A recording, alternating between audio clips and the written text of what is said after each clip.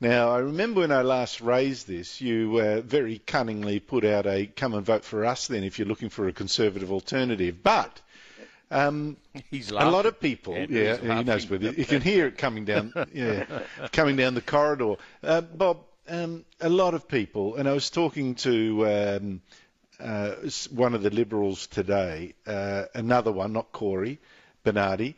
A lot of people are saying, listen, if Malcolm Turnbull reverts to type and it's all, drags the party to the left or tries to, then there will be a space for a Conservative party. Do you see a new Conservative party forming? I wouldn't say a new Conservative party. Family First is now really the only truly Conservative party in the Senate. And look, I think it won't escape anyone in leadership position in the government that this Conservative vote is watching the government's performance very carefully, and they know that they'll vote for an alternative. Look what's happening with this minor and micro parties, even with Tony Abbott there and Scott Morrison before.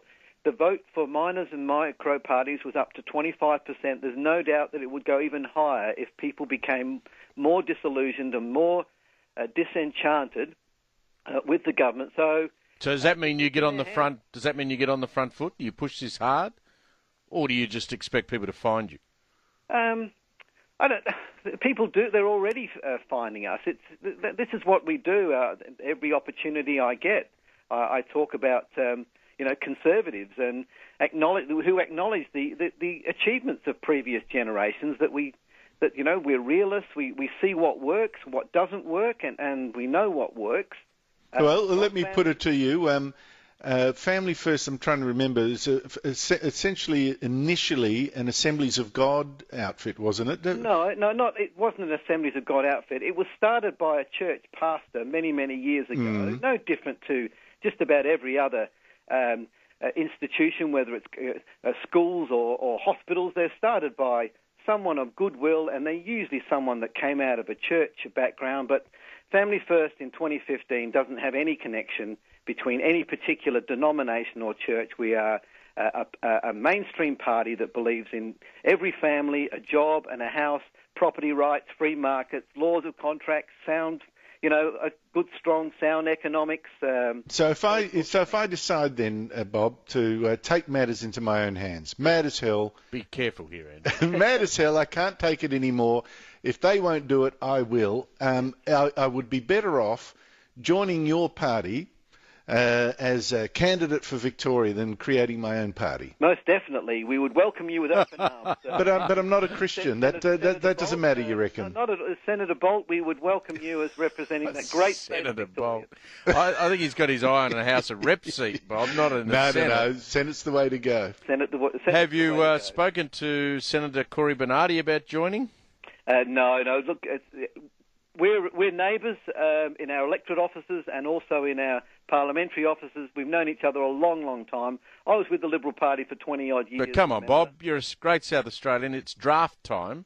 You can go out and take some draft picks, start recruiting. No, look, we act in the best interest of Australia, and Corey's doing a very good job in the Liberal Party, and as a conservative conscience of the party, he's doing okay. Look, if he Bob, I sense something here, Bob. If he wanted to leave and join Family First, obviously he would be welcome, but we're not trying to recruit or poach him from the Liberal Party. You reckon it's too much trouble, do you? No, not at all. We've already got a candidate that has been pre-selected for the next election, and if there are any other truly conservative candidates out there who would who think they could play a role and make a contribution in the Senate, we'd love to hear from. Just a final one from me. We should bill Bob for this. This is we should. Free ad, I know. Right around Australia now, Bob. We're all up and down the Queensland coast, Brisbane, Canberra, Alice Springs, we're everywhere. We've got a great candidate in Queensland in Rod McGarvey. This is enough, mate. This is enough. All right, we're going to let you go, but just one final question.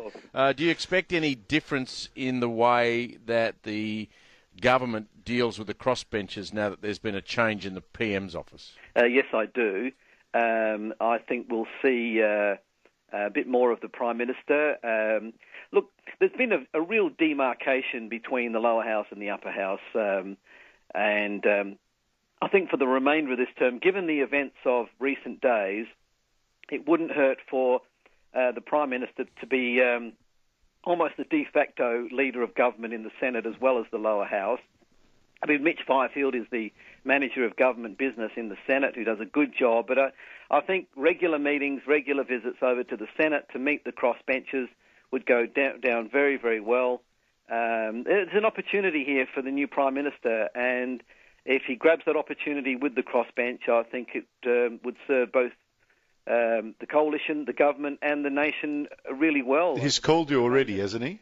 Of course, yes, he has. Yeah, he's called all the crossbenchers, and but I've known Malcolm a long time. When I was in a previous role as head of independent contractors of Australia. So, look, let's see how it goes. It's early days, but he's off to a good start. All right, Bob. Thanks for your time. Anytime. Senator Bob Day there, 18 minutes to 9.